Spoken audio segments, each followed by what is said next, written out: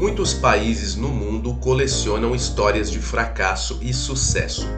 Nações que já foram um império acabaram lançadas do apogeu ao declínio. Outras, de meras coadjuvantes, transformaram seu vigor, seu patriotismo e sua clareza de propósito em protagonismo. Por cima ou por baixo, essas nações têm algo em comum: o tempo, o longo tempo. Trajetórias construídas ou destruídas ao longo de séculos. Neste documentário, vamos falar de uma nação que também escreveu uma história de profunda transformação, mas com uma diferença: tudo aconteceu muito rápido. Vamos falar do Catar.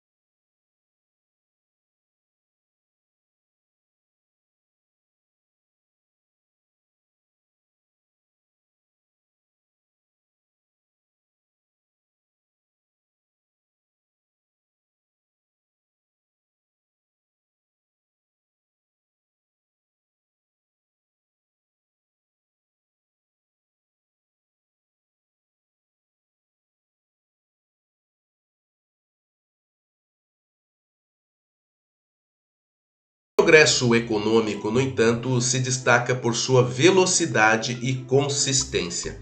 Até a metade do século passado, o Catar era um país miserável, pobre, com uma economia baseada essencialmente na pesca e muitas limitações por causa de uma geografia desfavorável, caracterizada principalmente pela paisagem desértica. Localizado na Ásia Ocidental, o Catar praticamente fica entre a areia e o mar. Faz fronteira com a Arábia Saudita e se estende até o norte do Golfo Pérsico, ocupando uma área de 11,5 mil quilômetros quadrados, equivalente à metade do Sergipe, o menor estado brasileiro. A virada econômica do Catar começa na década de 1970, quando a Qatar Petroleum assume o controle e a exploração do petróleo. Neste mesmo período, foi descoberta uma das maiores reservas de gás natural do mundo. 2 décadas depois, e com muito investimento em tecnologia, o país deu um salto na produtividade ao transformar o gás natural em produto líquido, facilitando o transporte e baixando o seu preço. Mas apesar dessa guinada, o país não se acomodou e procurou fugir da armadilha que é a dependência da venda de commodities. Mesmo considerando a produção e a venda de óleo e gás como estratégica para o seu crescimento, o Catar foi atrás do sistema financeiro. Criou um fundo soberano de investimentos com capital de aproximadamente 100 bilhões de dólares. Esse dinheiro encontra-se aplicado atualmente em vários tipos de negócios ao redor do mundo. Aliás, essa é uma prática comum de países com grande reserva de capital. Fundos da Noruega, Abu Dhabi e Singapura são alguns exemplos. Apesar da grande quantidade de dinheiro em caixa, esses governos não perdem tempo em encontrar meios para multiplicar ainda mais a sua riqueza. Nessa linha, o Estado do Catar é sócio de gigantes como Volkswagen, Shell e Porsche, além de bancos no Reino Unido e negócios com a brasileira BRF, dona das marcas Sadia e Perdigão. Participa também de vários empreendimentos imobiliários, entre eles o bairro de Porta Nuova, avaliado em 2 bilhões de dólares e considerado uma das mais recentes joias arquitetônicas da cidade de Milão, na Itália. Segundo o Observatório da Complexidade Econômica, o Catar está entre os 50 países mais exportadores do mundo. Os itens mais vendidos são petróleo, refinos, polímeros de etileno e alumínio em forma bruta. Os principais clientes são a Coreia do Sul, o Japão, a Índia, a China e Singapura. Em importação, os produtos mais adquiridos são aviões, helicópteros, carros de luxo, turbinas a gás e joias, fornecidos por países como Reino Unido, França, Alemanha e China.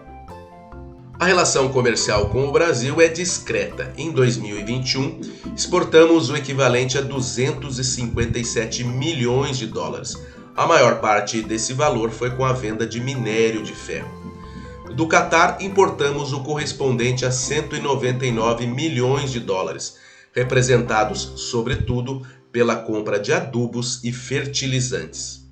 Pensando em empresas, entre os nomes de maior destaque estão Qatar Airways, de transporte aéreo, Marriott e Hilton, da hotelaria, Vodafone, do setor de telecomunicações, PwC e KPMG, de consultorias, além de indústrias como Siemens, GE e Microsoft.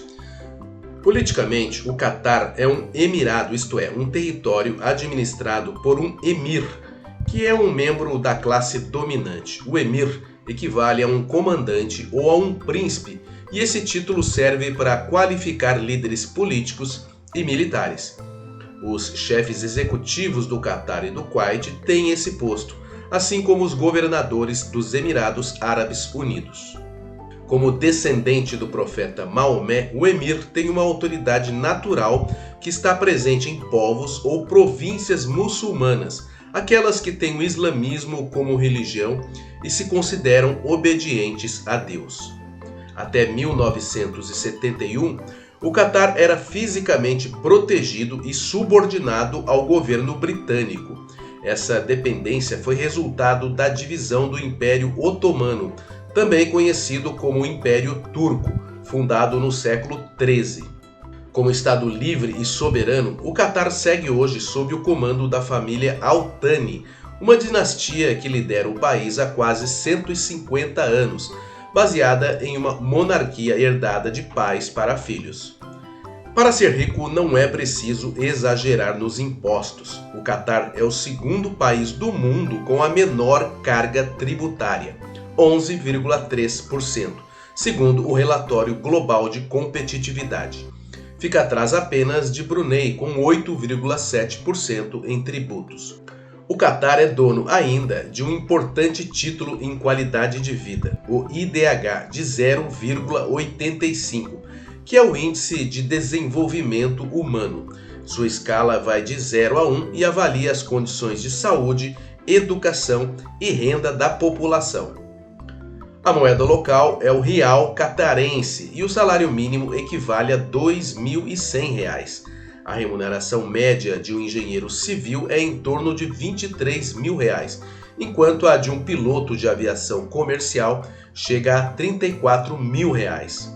Comprar um litro de leite em um supermercado no Catar custa mais do que R$ 10. Uma garrafinha de água sai por quase R$ 3. O metro quadrado de uma casa no centro da cidade custa R$ 28.000. Já um apartamento de 3 dormitórios sai por R$ 12.000 o metro quadrado. A capital do Catar é Doha, cidade mais populosa do Emirado, com 1,3 milhão de habitantes. O nome Doha nasceu do árabe Dohat, que significa redondeza e é uma referência às baías arredondadas da capital, como West Bay. A capital é famosa pela modernidade arquitetônica e seu acelerado desenvolvimento, o que lhe rendeu o apelido de Cidade da Educação. Sua estrutura abriu a oportunidade de sediar diversos eventos internacionais, como os Jogos Asiáticos de 2006, os Jogos Pan-Arábicos de 2011 e partidas da Copa da Ásia. Não à toa, Doha foi a cidade escolhida pela organização da Copa para sediar a maioria dos jogos, entre eles os da seleção do Catar. Por estar em uma região de planície árida basicamente coberta por areia e rara vegetação nativa, o Catar tem clima desértico com temperaturas que variam ao longo do ano entre 14 e 45 graus. O país tem um verão longo, que vai de maio a setembro, com temperatura média de 38 graus. As maiores temperaturas ocorrem geralmente em julho. Isso explica por que a Copa foi transferida para novembro e dezembro. Afinal, nem o melhor atleta do mundo conseguiria resistir a 90 minutos sob um calor que pode chegar a 45 graus. Dos aproximadamente 3 milhões de catarenses ou catarianos, que é o nome dado ao morador ou a quem é natural do Catar, 75% são estrangeiros procedentes de outras nações árabes e principalmente da Índia. Estima-se que o país abrigue algo em torno de 800 brasileiros. Devido à religião, o Catar é rigoroso com alguns costumes. Os homens se vestem com a kandura e a gutra.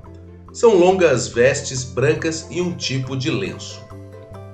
As mulheres usam a abaia e a sheila, longas vestes pretas e um tipo de lenço que pode ou não tampar o rosto. O uso de trajes ocidentais está autorizado, ou seja, você não precisa usar túnicas e véus.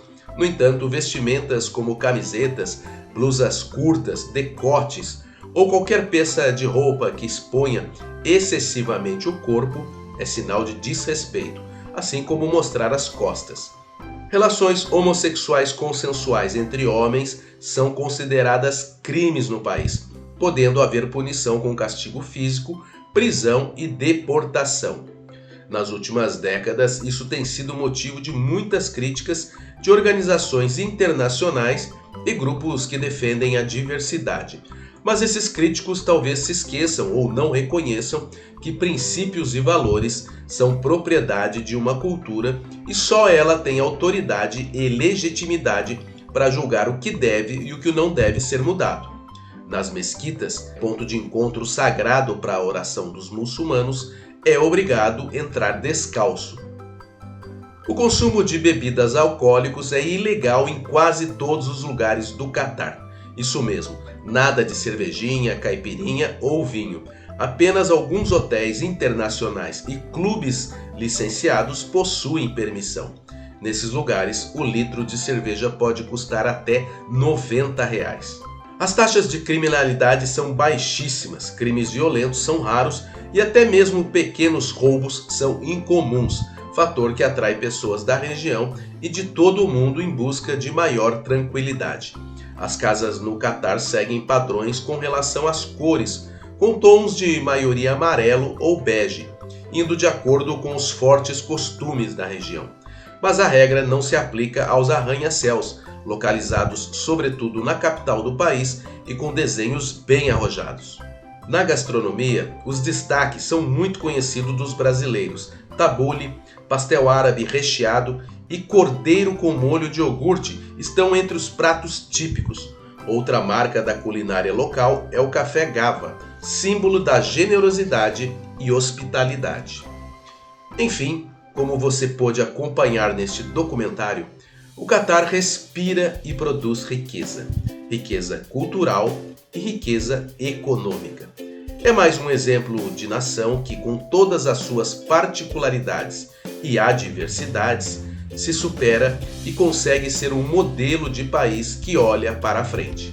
Está aí mais um belo destino para quem quer conhecer mais uma joia do mundo árabe.